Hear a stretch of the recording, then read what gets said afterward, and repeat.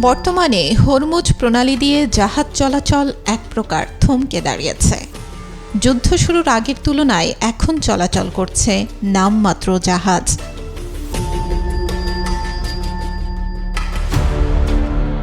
গত সপ্তাহে মাত্র 3টি ট্যাঙ্কার ট্র্যাকার বন্ধ করে ঝুঁকিপূর্ণভাবে এই পথ পাড়ি দেয়। এদিকে এই যুদ্ধ মার্কিন অভ্যন্তরীণ রাজনীতিতে বড় ধরনের নেতিবাচক প্রভাব ফেলছে।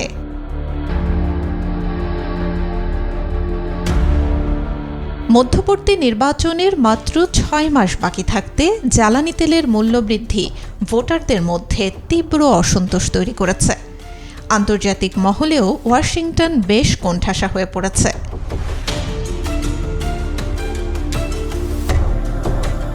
সংযুক্ত আরব আমিরাত সম্প্রতি ইরানের লাভান দ্বীপের শোধনাগারে বিমান হামলা চালিয়েছে, যা এই সংকটকে আরও জটিল করে তুলেছে।